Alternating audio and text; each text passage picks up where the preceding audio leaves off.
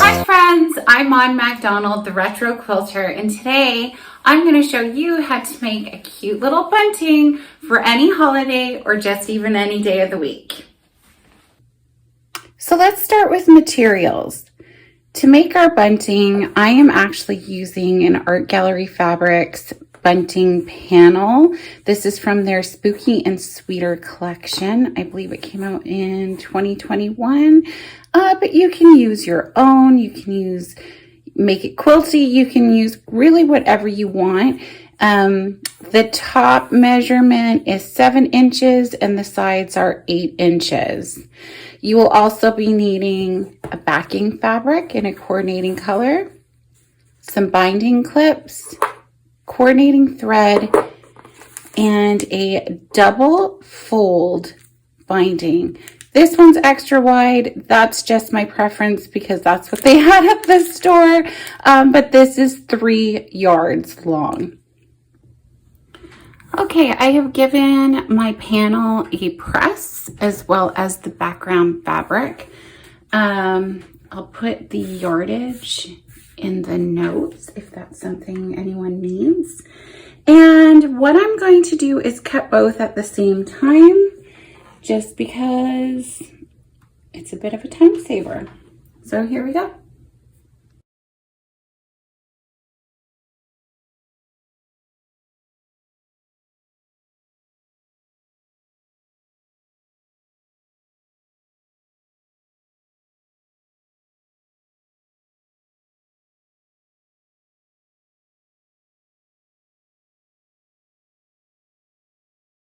You're going to take each of these triangles, and you can do it in any shape that you want, really, but this is what I'm going to do.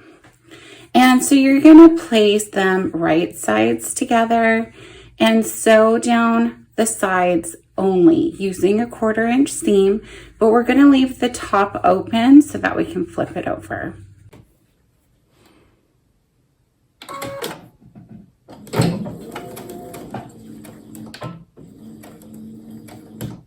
I do like to backstitch only because we're flipping it and I don't want any of my stitches to come undone.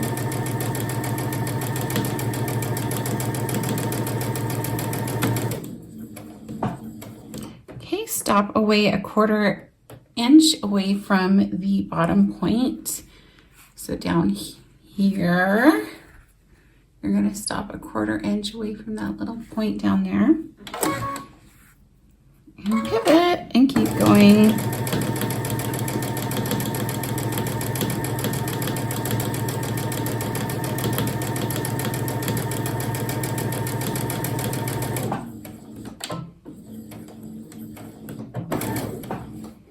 And once these all are done, okay, we are going to clip each of those points.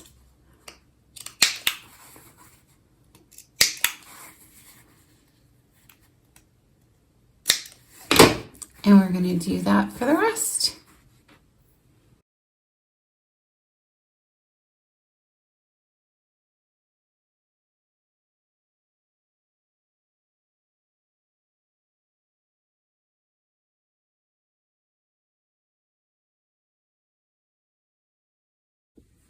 When all of your triangles are sewn together and clipped, then we are going to flip these so they're right side out. You might need a little poker thingamajigger if you don't have one of these. I think there's the purple thing. You could use a chopstick, really.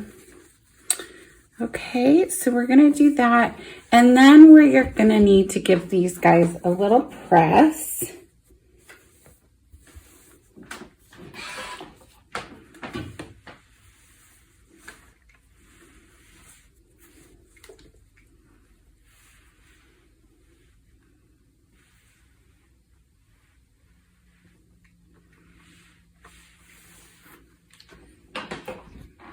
Okay, and that's ready to go. If you are doing a quilted top, you're only going to want to do your quilt top and the batting and add on the backing like so that you can flip it. Okay. Now, if you want to top stitch it down, that's up to you. I don't really think it's necessary, especially when it's just this thin and it's going to be attached with the binding strip up top. So once you got all those done, let's move on to the next step. I have all of my triangles pressed. I have them in order from left to right as I would like to place them. And I've got my binding clips. I have my itty bitty ruler out. It's not necessary, but I do like to try to get in between the triangles. I like it to be as close to 1 inch as I can. I'm going to come in from the end about 5 inches. So that's 1, 2, there we go, right here where my finger is. Now this is double fold binding. So all we're going to do is open it up.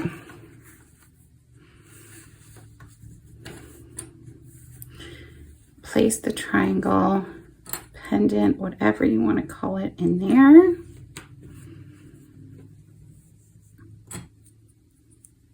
And just secure it with your binding clips.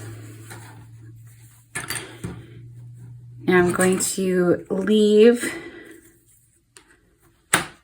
1 inch in between.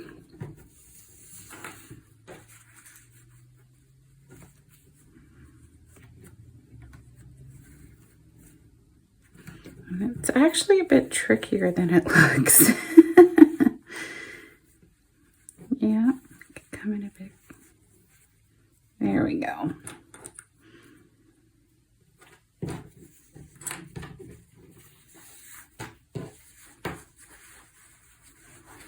And you can make your own binding. I just bought mine because it was easier and because I didn't have much black on hand. Okay, so I'm going to continue doing this until I have everything clipped onto this binding strip. I might have to go back and adjust and shimmy them a little bit. That's okay. But you do want to make sure that you are keeping about 4 or 5 inches or so on each end so that you can hang it up. Okay, and then we'll be ready to sew it on. All right, I've got all 14 triangles clipped on to my binding strip. So now I need to sew the two together, and I'm going to try to get very close to this inside edge of the binding strip. So I'm actually able to move my needle over, and that's what I'm going to do.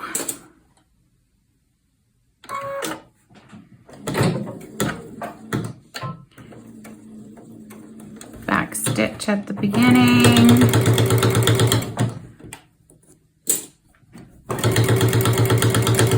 And just keep on going.